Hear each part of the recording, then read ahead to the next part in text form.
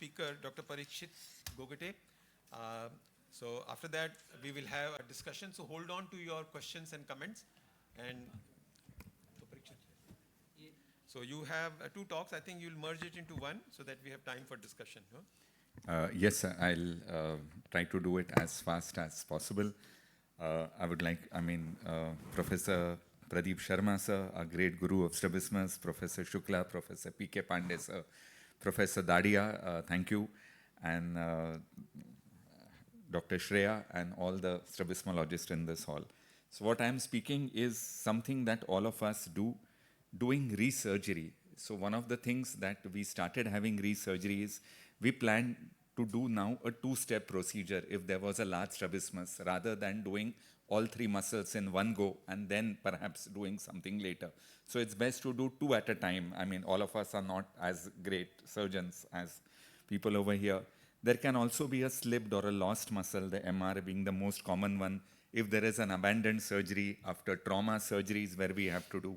Or rarely it can happen, there is a wrong diagnosis. I have had a patient operated in a very, very famous institute where an accommodative esotropia was missed and the patient was operated and landed up with an exotropia. A wrong operating technique, which is very rare now, but it's still possible. An intermittent exotropia, if that is operated early in life, it can become esotropia later or sensory strabismus. In all of them, a resurgery is needed. Again, in restrictive strabismus, the dose-response relationship is not very accurate and something may have to be done later. And all the wonderful videos that Dr. Shreya showed, secondary to trauma, secondary to paralytic strabismus, we may need to do something later again. Also, this is from JPOS. This is the American Academy of Pediatric Ophthalmology's clinical audit. This almost 60% of strabismus surgeries in the US have a post-op deviation of more than 10 prism diopters a decade after surgery. So even in the best of places, with a long-term follow-up, the alignment does change. So a need for a repeat surgery is not very uncommon. Generally, if it is less than 10 prism diopters, we would not think of it. Even in younger children, less than 4 years, we would not think of a repeat surgery. And overcorrections up to about 8 prism diopters may be accepted. And nowadays, there are Fresnel and stick-on prisms which can take care of that. So what to do? One is, of course, to do a very thorough preoperative checkup, to do a force duction test, a complete orthoptic evaluation. And we draw a surgical plan and we counsel the patient because it's a resurgery. So we need to spend more chair time with the patient, telling the patient what it is that we plan to do and what it is that the patient can realistically expect. So in esotropia surgery, a recess resect surgery has lesser chances of undercorrection than bilateral medial rectus recess surgeries. This is our data. And if initially bilateral MR recess was done, we could do an MR marginal myotomy with LR resection or bilateral LR resection. As I've grown older and we see more and more of our patients who were operated 10 years, 15 years, 18 years ago, I have started doing more of bilateral recessions than doing a recess resect, because with a recession, it is more easier to do. Or as Professor Sharma was saying, instead of doing a resection, perhaps we should think of moving on to plications because something later may need to be changed. Again, we do surgery for undercorrection of esotropia or for overcorrection. I'll just run through this. So generally, when to reoperate? Well, definitely after about 8 weeks, ideally after 3 months or so. But if there is a lost or a slipped muscle is suspected, when there is a sudden, large, often consecutive strabismus, only then is early intervention beneficial. Again, in a resurgery, the dose-response relationship is difficult to predict. So if we are doing adjustable sutures, this is a great place to do it. They need skill and patience on part of the surgeon, but also they need faith and cooperation on part of the patient. So they can be done only in a subset of patients. They can't be done in all patients, especially for very young patients. They may need a general anesthesia again, which is difficult in many private practices and many institutes. So if there are adjustable sutures, definitely the outcome is much, much better, much, much more predictable. and we can have a short GA for children and uncooperative adults. An adjustment is done on the second post-op day.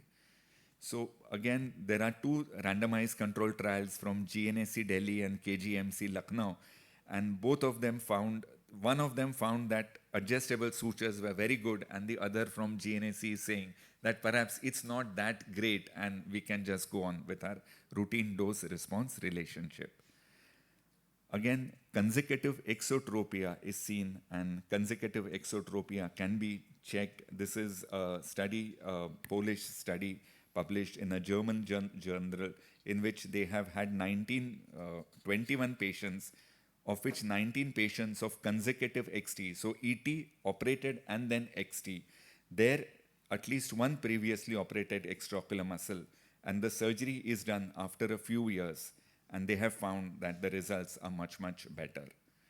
In thyroid-related strabismus, again, if a resurgery is planned, again, weak magnetic implants, scleral implants can be thought of. Horizontal rectus muscle transplantation may be needed for long-term follow-up.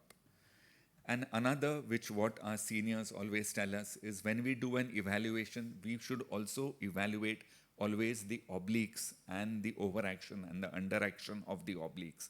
And if needed, tackle the obliques there and then, because if they are not tackled at that point of time, they can also lead to an unforeseen consequence, and later we may need to do a resurgery, which is what the Gobbins method is. So finally, the pitfalls in resurgery: one, like in trauma, normal anatomy is disturbed, and identifying the muscle needs experience, skill, and patience. We have to be prepared for surprises. The results may not be always as good as when we are doing a primary surgery. And if in doubt, it is better to grade the surgery to tackle one or two muscles at a time, rather than attempting multiple muscle resurgery, because we do not know how the resurgery will go. So I will just go on to the second one, which is just 6 slides. That's a talk that is very close to my heart. That is on training and training of strabismus.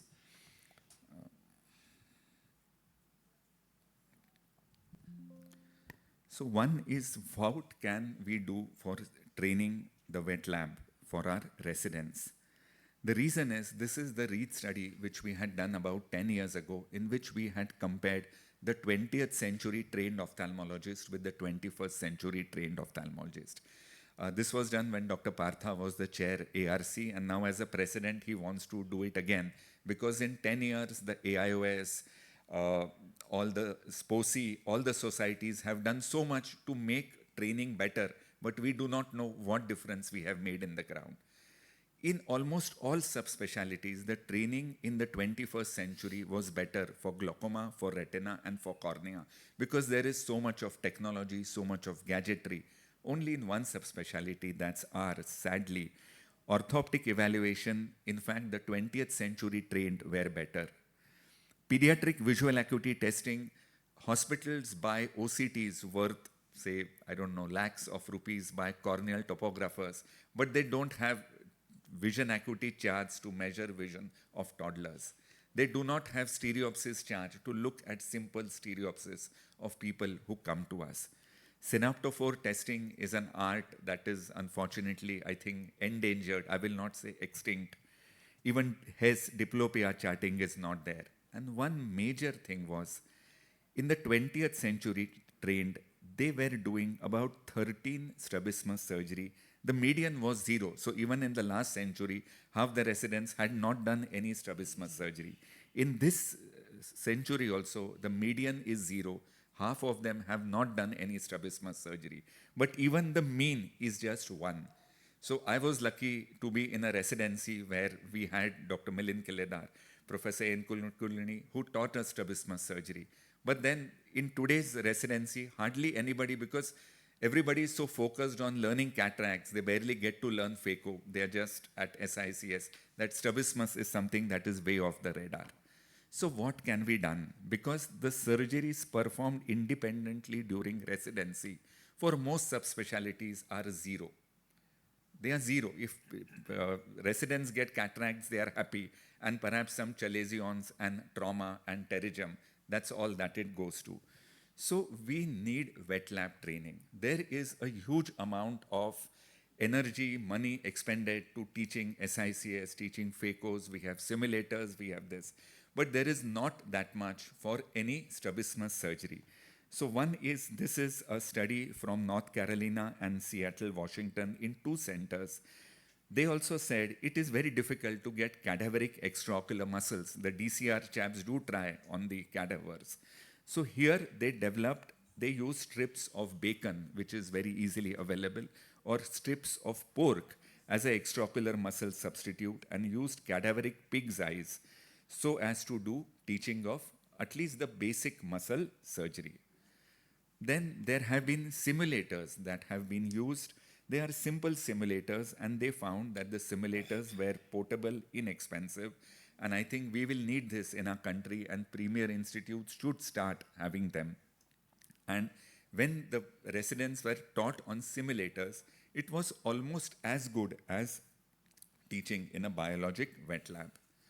So again, there is a structured structural simulation curriculum for strabismus in the University of Iowa, where they are using to see how a resident's comfort level improves in identifying a muscle, cutting a muscle, and resuturing a muscle. And they found that it is very useful.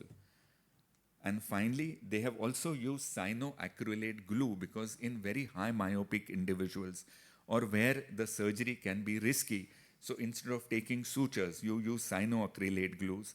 But again, they have used frozen bank rabbit heads. Now, getting a frozen rabbit head is difficult. In the US, yes, they could do it.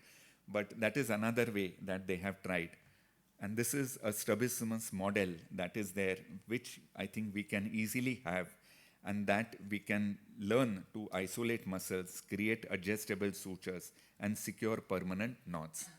All this is important because it is unlikely that residents will actually get to learn a lot of surgery of strabismus, because strabismus surgery is a reducing art. In the United Kingdom, as the amblyopia program started, the number of strabismus surgeries that the NHS has been doing has fallen steadily from 1980 to 2020. And as the amblyopia therapy gets better, strabismus in children is going to get less and less common. So the need for strabismologists in the NHS is less. So this trend will happen here also as the birth rate reduces. So we cannot teach our residents on patients. We will have to learn to train them on wet labs and simulation. Thank you. Thank you, Dr. Dr. Gogate.